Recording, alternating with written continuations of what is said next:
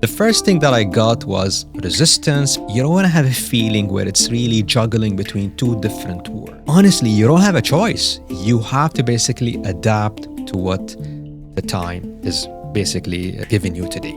Technology is making our life much more easier and flexible, and we need to problem solve. You're gonna see people coming knocking your door and saying, "Who's that kid you hired?"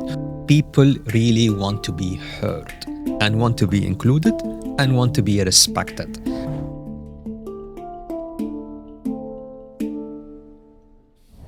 Marhaba, and how's it going, everyone? And welcome back to Yuwab. I'm your host, Saeed Al-Ghafri. In Yuwab, we always keep it real. If you're here, it tells me that growth, clarity are your priority in life and also work. That's why I'm here, and I understand your concerns and your frustrations because I've been there and I've done it. Today's episode is a good one, and I assure you that.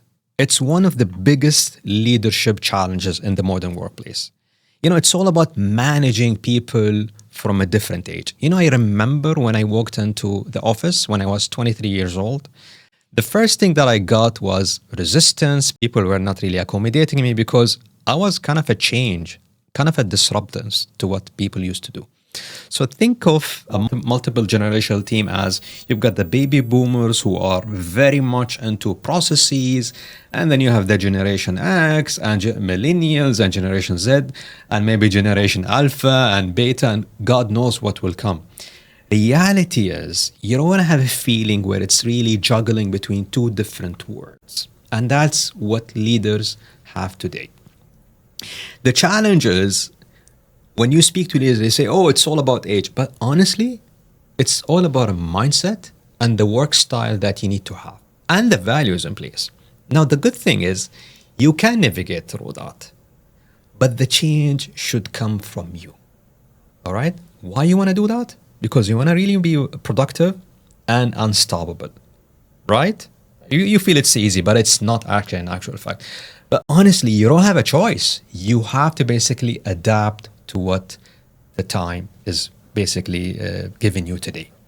So when you look at a multi-generational team, think of it as someone who's bringing really huge experience, fresh ideas, really skills that you need currently, because time today is really moving very fast. Technology is making our life much more easier and flexible, and we need to problem solve.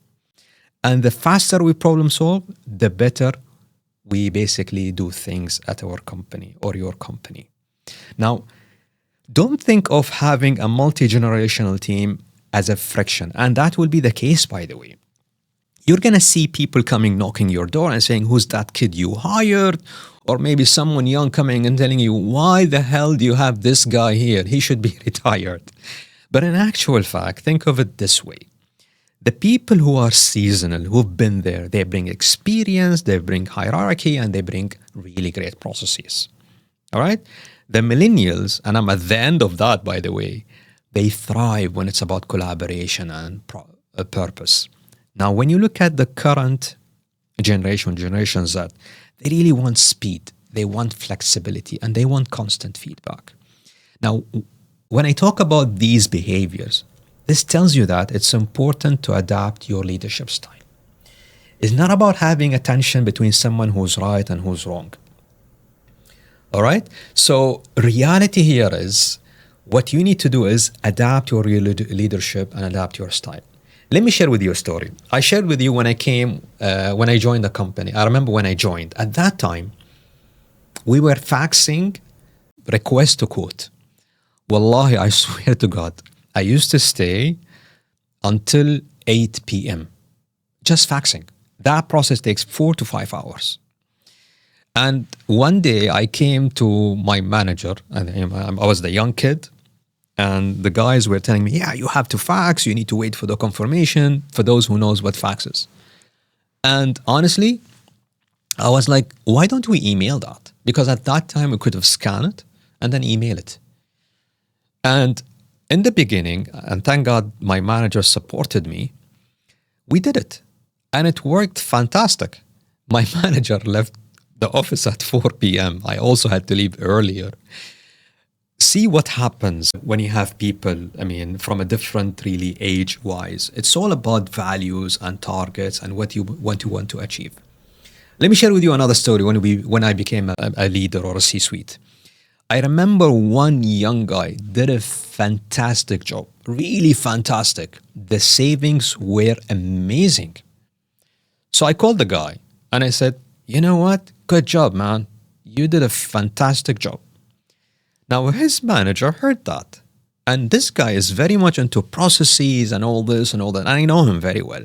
So he called me and said, Saeed, but that guy did not really follow the process. And I'm like, so what? Did he basically deviate significantly?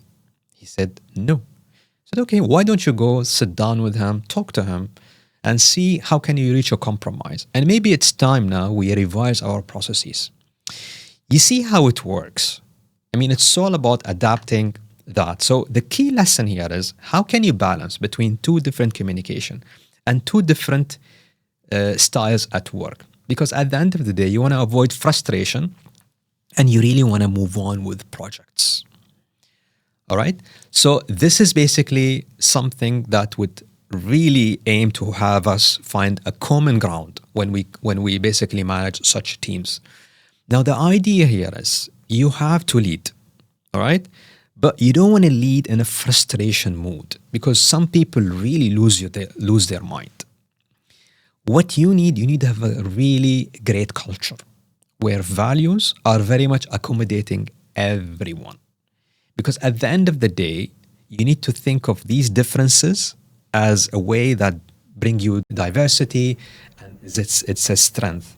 It's not really a source where you have conflict and all that. And listen, what's underneath that really request, whether it's from a young one or it's basically a seasoned employee, is really something, it's a message that really tells us to change or do something. So what happens is that when you lead a team, you really need to listen very carefully to their request. It may sound as a frustration, all right? It may sound as a frustration. And again, let me give you an example to make it simple.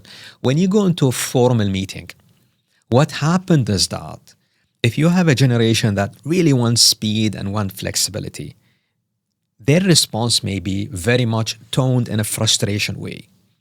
Now, you need to be very much flexible and adaptable when it comes to that. So the more you listen, the more you become better. If you go into that meeting pushing people and demanding people and telling them what to do and listen, you have to do these processes, you are missing values or skills from that generation. Whether it's old, young, mid, it doesn't matter. At the end of the day, people really want to be heard and want to be included and want to be respected. And that's why it's important to have that flexibility when you have into the meeting. And again, as I mentioned, you need to basically adjust the way you communicate with people. Your leadership, your language should very much be adaptable. You know, sometimes most of the people think that, or the leaders, when they are demanding, they get things done. But that's not the case. Really, that's not the case. When you demand, people will say, okay, you know what? Screw this guy. I'm going to do whatever he wants or she wants. And again, look for shared values. Something that I like is that when you have a different kind of people, they're all there in that specific space because they have a shared values in place or purpose or a mission statement. The more you bring that into the team, the less friction you're going to have, irrespective of their age or whatever they want, because people want to be in that space to have some meaningful work and be respected and also be part of the team. Let me share with you another story. I remember I ran this transformation program where I said, you know what? Let me have a young team. Honestly, what happened is that this young team, when they went and they've been coordinating with the people who've been there, not old, we're all old, again, who they've been coordinating and trying to push things because they're really fast and flexible. They really couldn't do it. Really. The young people were like, you know what, that's the way it should be done. And the people who were there were like, you know what, get out. We don't want to do it. The thing here is that when I looked at basically both views, the young people were like, these guys are slow, they don't understand the process, they don't want to change and all that. And the people who've been there, they were like, these guys are really rushing stuff, they don't know what they're talking about, etc. What I was trying to do is to bring the two teams, share the value, share the process, share the mission with them and the purpose and why we are doing this project. And I'm not going to lie to you. I'm not going to tell you that it really worked well from day one. No, it took time. But ultimately, we achieved what we want because people had that shared values and they started to collaborate much more better. All right? So what I'm going to leave you with now is basically few steps for you to balance on how you can basically have a much more better way to lead different generations. The first thing here is try to basically have a different kind of communication. You know, the young people don't really like meetings. That's what I noticed. Let me share with you an example. I remember I was working on a project with a team who's not in the UAE. They're like abroad. And I'm one of those guys who prefer really a face-to-face meeting. Honestly, I prefer that. And I'm sure a lot of people prefer that as well. But the team I was preparing with, they didn't like face-to-face meeting. They didn't even like virtual meetings. They were like, Saeed, send us your comments by email. I struggled a lot. And honestly, I had to change the way and blend the way on how I should communicate with that team. So instead of having just emails, I mixed it between emails and virtual meeting. Sometimes even instant messages, because that's something that works when it comes to basically people. So try to have a mix between the communication you want. It's not only face-to-face meeting. It's not always you have to be in the office and we have to do it face-to-face, because some people don't like that.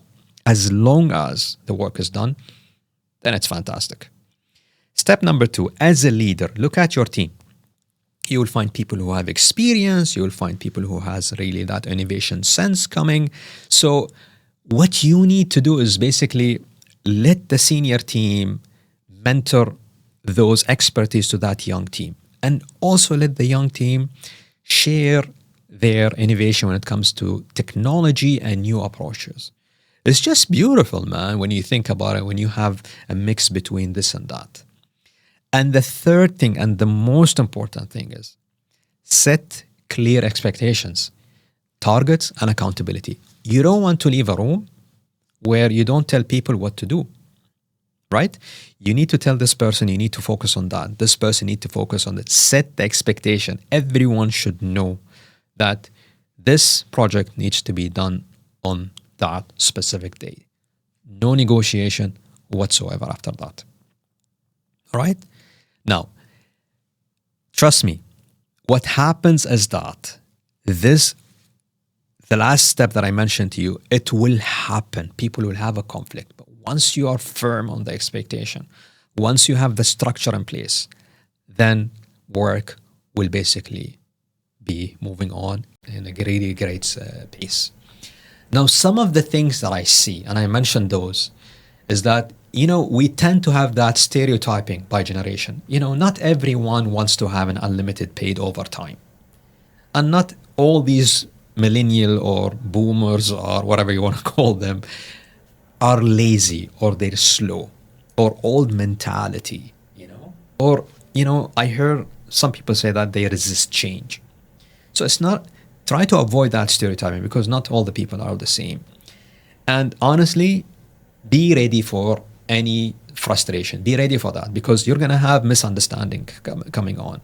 And that's when you need to basically step in, check with the team, and then see what's really happening. Let me share with you a story. I remember one time This is like the first time it happens. Like 5 guys came to me and they're like, that guy is really not doing a good job.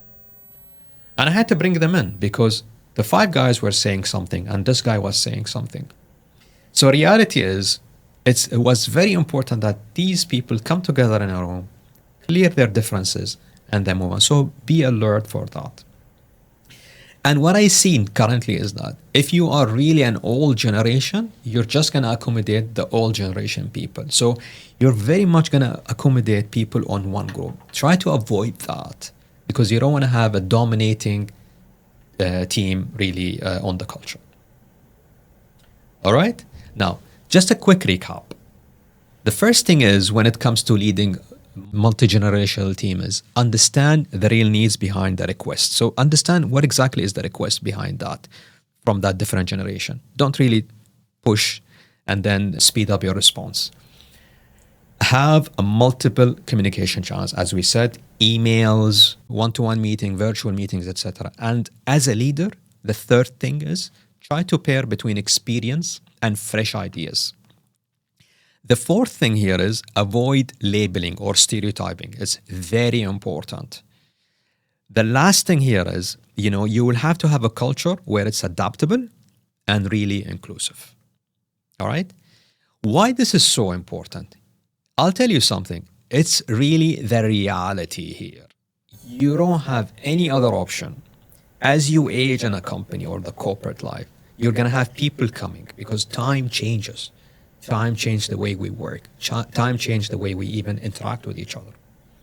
So reality here is you will have to be ready for that. You have no option, my friend. That's the first thing. Now, why you need to basically adapt to that? You ultimately are there in the company because you want to make great results.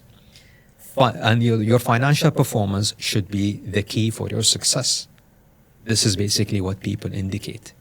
And then you want to have a team where they're thriving and they are basically innovating and all that. So you have no other option but to manage and be adaptive when it comes to that. All right? At Yuwab, we believe in making people better. We all have great potential, ultimately. And we really want to thrive better. So what I ask you, just maybe share this episode. You know what? Someone may need it there. And ultimately, you're going to support me as well when it comes to that. All right? So until next time, keep shining, take care of yourself and those who you care about. Ma salam.